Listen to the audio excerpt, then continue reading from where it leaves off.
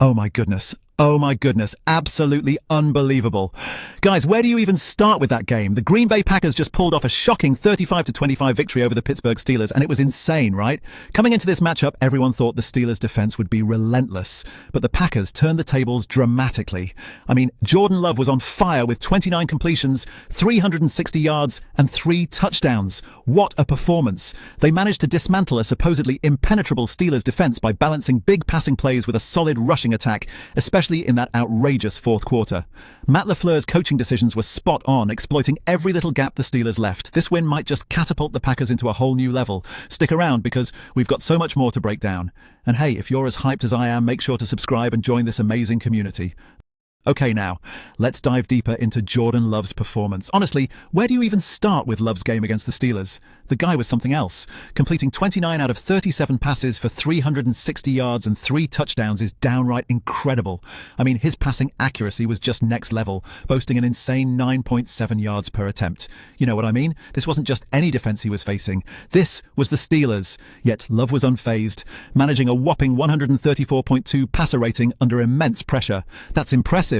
You could just feel his confidence radiating through every throw. The way he balanced those short, controlled passes with stunning deep throws. It really kept the Steelers' defense guessing. It was almost like he had them playing his game. And then there was his connection with Tucker Kraft. Just unbelievable. Knowing Kraft logged 2 crucial touchdowns, it's pretty clear that Love knows exactly where to land the ball. From fending off blitz attempts to quick releasing under pressure, Love showed maturity beyond his experience. But hey, this isn't just about one game. This performance could be the springboard he and the Packers need to dominate in games to come.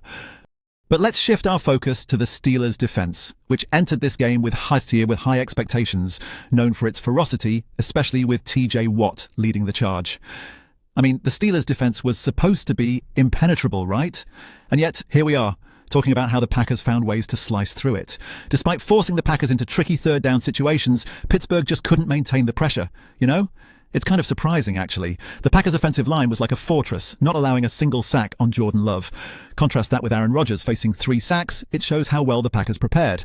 And, oh my goodness, when Josh Jacobs waltzed into the end zone for his touchdown, it just added salt to the Steelers' wounds. It's clear the Steelers need to address those secondary gaps. From a sheer defensive performance standpoint, failing to hold firm in the critical fourth quarter, where the Packers seemed unstoppable, highlighted some glaring vulnerabilities.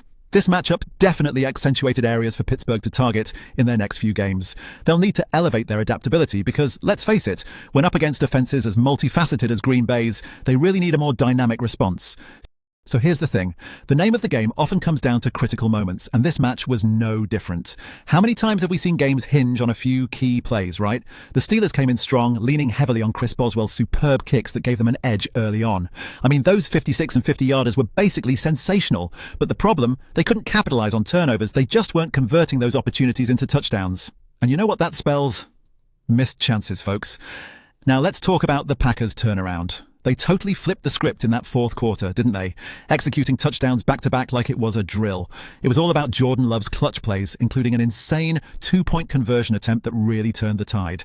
And Tucker Kraft? His touchdown catches were like daggers to the Steelers' defense, showcasing Love's laser-focused field vision. But as for Pittsburgh, it's clear they need better protection for their quarterback if they're to sustain offensive momentum.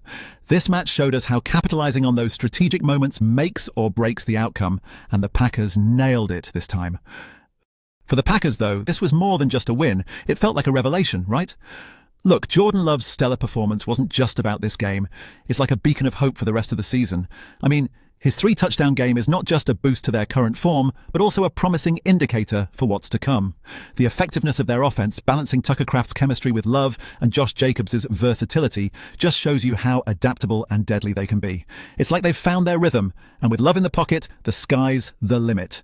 Now, on the flip side, Pittsburgh's got some introspection to do. We're talking about a team that thrives on imposing defensive prowess, yet here they found themselves unraveling under pressure.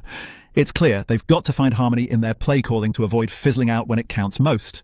So what do you make of this game, guys? Is Jordan Love the real deal? Could the Steelers bounce back?